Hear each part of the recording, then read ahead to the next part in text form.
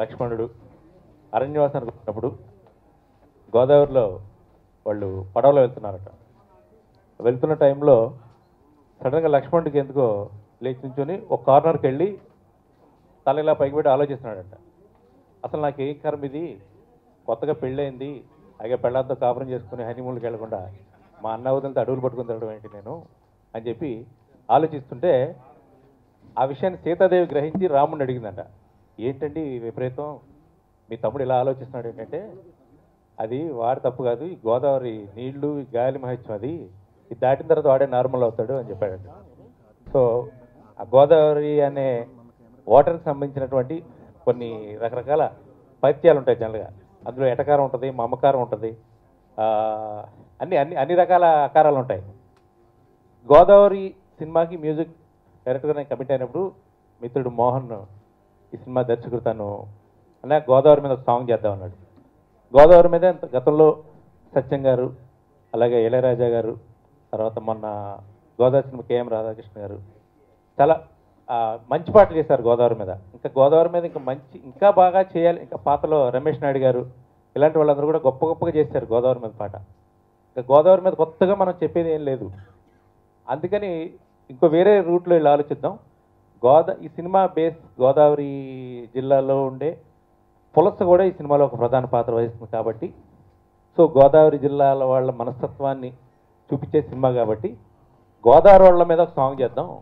So ఆ రకంగా అంటే గోదావరి వాళ్ళు ఎట్లా ఉంటారు ఏంటి అనేది, ఎందుకంటే నేను గోదావరి జిల్లా ఉన్నా కాబట్టి నాకు చిన్నప్పటి నుంచి నాకు తెలుసు.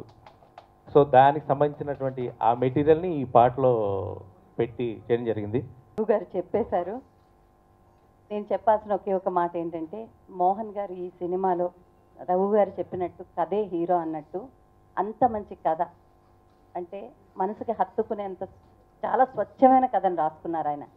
గోదావరి అని పేరు కేర్ ఆఫ్ గోదావరి అని పెట్టినందుకు నిజంగా గోదావరిలో అక్కడ అలా జరిగే సన్నివేశాలకి మనసును హత్తుకునేటటువంటి కథను రాసుకున్నారు. అలాగే అందులో చేసే పాత్రలు ఆర్టిస్టులు కూడా అంత చక్కగా కరెక్ట్గా సూట్ అయ్యే వాళ్ళనే తీసుకున్నారు. మోహన్ గారు ఎంత ఎటకారంతో డైలాగ్స్ రాశారో రఘు గారు అంత ఎటకారం సమకూర్చి మ్యూజిక్లో అంత బ్యూటిఫుల్ సాంగ్స్ ఇచ్చారండి. ఈ సినిమా సెన్సార్ వారు చూసి చాలా బాగుందని మమ్మల్ని అభినందించడం జరిగింది. దానికి మేము చాలా సంతోషం. అలాగే ఈ సినిమాలోని పాటలు ఆల్రెడీ ప్రేక్షకుల ముందుకు వచ్చినాయి, చాలా బాగా హిట్ అయినాయి, అది మీ అందరికీ తెలిసిన విషయమే. ఈ సినిమాలో మంచి కామెడీ, ఎమోషను, మంచి కథాబలంతో ఈ సినిమా తీయడం జరిగింది. దాన్ని ప్రేక్షకులు ఆదరిస్తారని, అలాగే ఈ సినిమాలో నటించిన హీరో రోహిత్, శృతి వర్మ, దీపు నాయుడు, సుమన్ గారు, పోసాని గారు, మధుమణి గారు, కోటేశ్వరరావు గారు, భరణి గారు, ఇలా చాలా చక్కగా నటించారు ఈ సినిమాలో. దీనికి తగ్గట్టుగా రఘు కుంచ గారు మాకు సాంగ్స్ సంగీతాన్ని చాలా బాగా ఇచ్చారు. ఇందులో ఇంకా మాకు కెమెరామెన్ మురళి, రవినాష్ చాలా కష్టపడ్డారు దీనికి మా మోహన్ 40 సినిమాలకు పైగా రైటర్గా ఉన్నాడు. అంతకుముందు అన్ని అనుభవాలతో రంగరించి ఈ సినిమాని తీశాడు, చాలా అద్భుతంగా తీశాడు. ఇది 24వ తారీఖు పండగ పర్వదినాన ప్రేక్షకుల ముందుకు వస్తుంది. అందరూ ఆదరిస్తారని, మంచి విజయం అందిస్తారని ఆశిస్తూ సెలవు తీసుకుంటాం. థ్యాంక్స్ అండి. ఇక్కడికి వచ్చిన వాళ్ళందరికీ ప్రత్యేక కృతజ్ఞతలు తెలియజేస్తున్నామండి. ఈ నెల 24వ తేదీ ఈ సినిమాను రిలీజ్ చేయాలని మేము ఫిక్స్ అయినాము. కాబట్టి మీ సహాయ సహకారాలు మాకు అందించి మా సినిమాని విజయవంతంలో మీరు కూడా పాత్రలు అయ్యి మా సినిమాని విజయవంతం చేయాలని కోరుకుంటూ, అలాగే మా డైరెక్టర్ మోహన్ గారికి, బాబాయ్ గారికి, రఘు కుంచ గారికి, మధుమణి గారికి, కోటేశ్వరరావు అన్నకు, అలాగే మా రాజేష్ రంబాలకు, మా హీరో రోహిత్కు, హీరోయిన్స్కు అందరికీ కూడా ప్రత్యేక ధన్యవాదాలు తెలియజేస్తూ, ఈ 2017 గోల్డెన్ ఇయర్ అవుతుంది. ఎందుకంటే 2 నెలల్లో ఇప్పటివరకు 2 నెలలు ఇంకా పూర్తి కాలేదు, 4 చిత్రాలు ఎంతో ఘన విజయం సాధించాయి. ఈ సినిమా కూడా 24న శివరాత్రి పర్వదినాన రిలీజ్ అయ్యి ఒక మంచి విజయాన్ని సాధించి ఒక మంచి నిర్మాతల్ని ఇండస్ట్రీకి ఇస్తుందని చెప్పేసి తప్పక ఆశిస్తున్నాను. గోదావరి క్యాప్షన్ పెట్టాలంటే పోస్టర్ పట్టదు అని పెట్టాం. ఎందుకంటే గోదావరి గురించి ఎంత చెప్పినా తక్కువే, చెప్పలేం.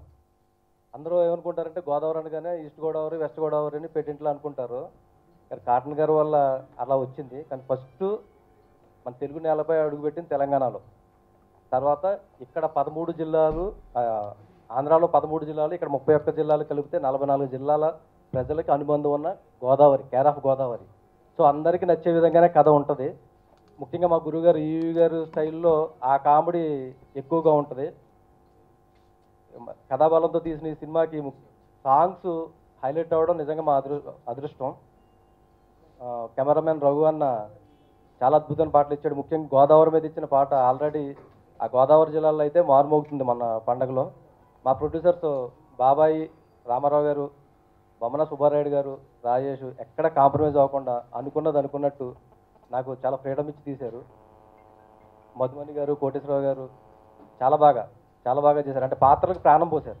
అలాగే కొత్త హీరో హీరోయిన్లు కొత్త వాళ్ళ కాకుండా చాలా సీనియర్ ఆర్టిస్టులా చేశారు. మా గురుగారు పోసాని గారు, సుమన్ గారు, ఇలా అందరూ సీనియర్ ఆర్టిస్టులు అందరూ ఈ సినిమాలో యాక్ట్ చేశారు. ఈ నెల 24వ తారీఖు శివరాత్రి కానుకగా రిలీజ్ అవుతుంది. ప్రేక్షకులు ఆదరిస్తారని కోరుకుంటున్నాను. Thank you. కథ మొదలవుతుంది నేడే ఎదలో ఏదో సరికొత్తగా